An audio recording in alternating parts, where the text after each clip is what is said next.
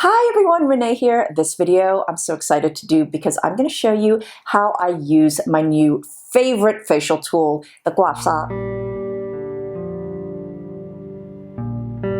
I know I'm late to this, especially considering it's a centuries-old practice, and my grandmother used to do this every single night, and that was a time before we had all these fancy skincare formulas, and she had porcelain skin. So I actually have had Gua Sha treatments on my body, particularly where there was a lot of pain. So around my neck, my back, and my shoulders. But also I had a Gua Sha treatment on my scalp as well. And that's pretty much why I've been hesitant to do facial Gua Sha for such a long time, because those treatments were not comfortable at all. In fact, the whole point of them was to scrape your skin to the point where you get some bruising. So for someone like me who has reactive skin, who is so prone to redness, I was like, no thank you.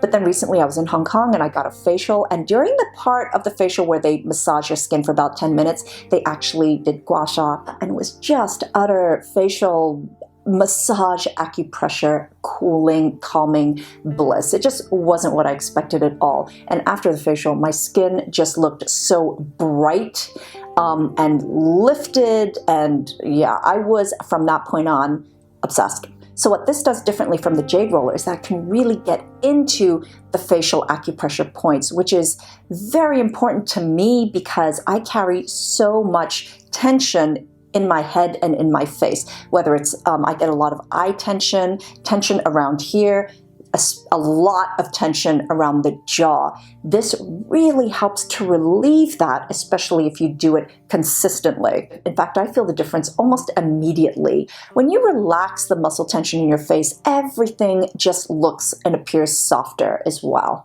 Even while I'm using this, I can feel the knots of tension in my skin and just these areas of tenderness where things are really, really tight.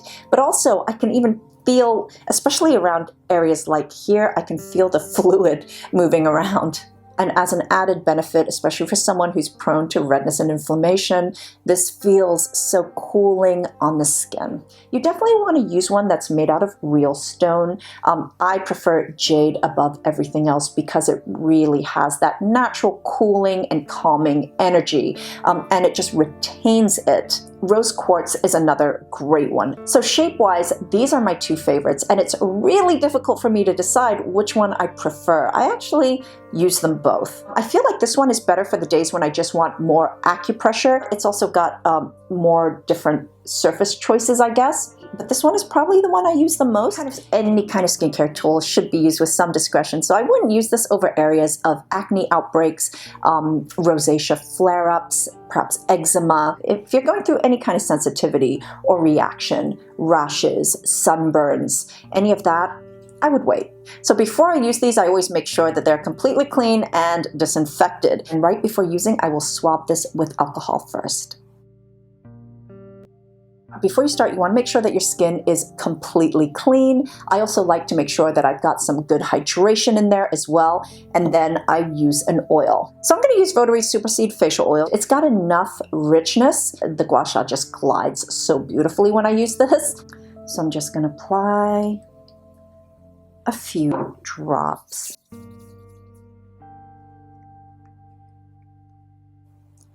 I always put on a little more than I usually would if I was just doing my routine. I even put this under my eyes, my eyebrows, and my neck. So I'm just going to show you what I do that just suits me so well, and it will incorporate the massage as well as a lot of acupressure. As far as technique goes, this part is probably the most important, which is when you use a Gua Sha, you don't use it like this. There's not going to be a perpendicular 90-degree angle. You need to use it pressed up against your skin. So pretty much almost flat against your skin, you're dragging it that way. Not this way.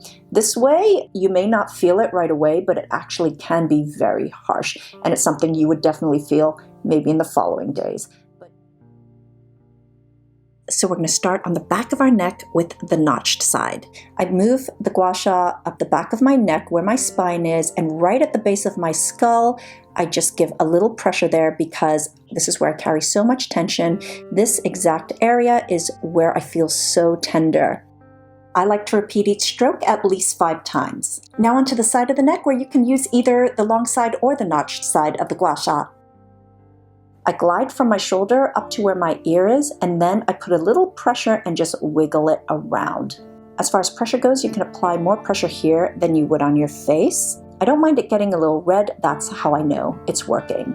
I can really feel it working the muscle. It's tender for me right now, and this is a very important muscle to massage and work the tension out of, because this muscle right here is how we get tech neck, but also when this is tense and tight, it actually draws the rest of our face down as well. It pulls the rest of our face down as well. So work that muscle. And then of course do the same on the other side. I always feel that one side is way more tender than the other. This side is better than the other side that I just did. And then I work my way gradually into the center. So from the collarbone. And then the center where we get all the folds right from the clavicle bone. Adjust your speed and pressure according to what feels comfortable to you. You shouldn't be pulling and dragging your skin.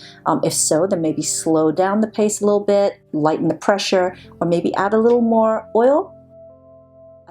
For the face, I actually like to start at the bottom, mainly because this area right here is where I hold the most tension. But also I have TMJ issues. I completely clench my teeth at night. Using this edge for the jawline, I like to anchor with a finger. And even as I'm gliding upwards, I can feel all the knots.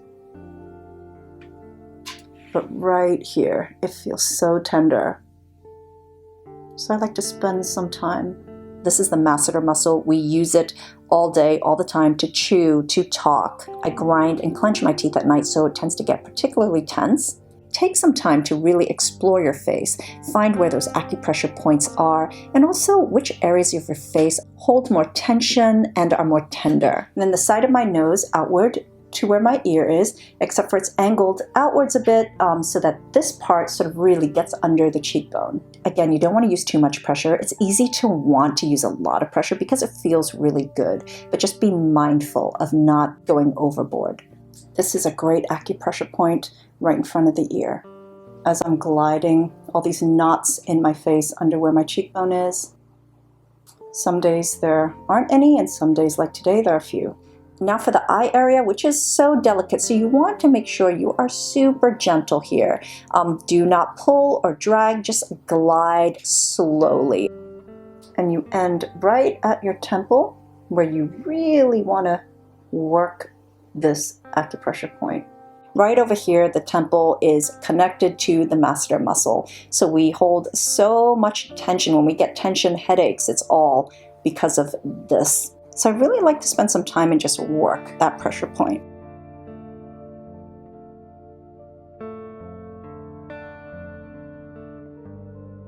And then on the brow bone, I like to use this side.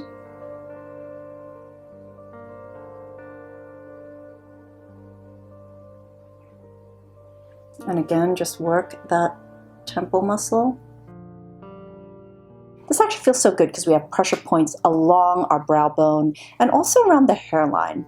And something I love to do, this helps me so much with eye tension and just tension headaches, is just using this side and putting it right here along the bridge of my nose, right under the brow bone. I can feel the tender spots right here.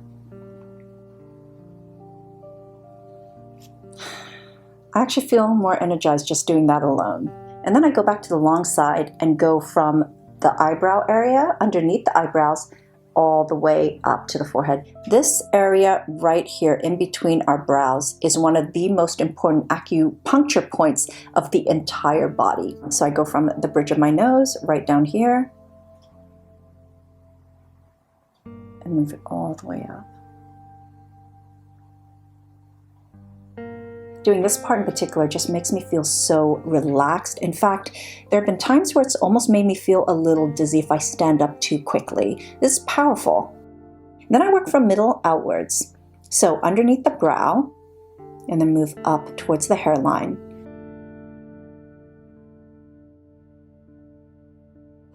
And that's it. My whole face feels so relaxed. In fact, everything feels relaxed at this point, particularly on this side, which is where I did the demo, but everything is just, I feel the opposite of. I clean these by just putting them in a bowl of soapy water. I like to use a little bit of dish detergent. The reason why I prefer to do that is because if I sort of clean them and soap them up under a running tap, they will slip out of your hands. They become very slippery, and you don't want to risk cracking or breaking these. It is heartbreaking. So a lot of you have been asking me what I do for Gua Sha, and I'm just so happy to share it with you. I hope you enjoyed this, and until next time, I'm wishing you great skin health. Bye!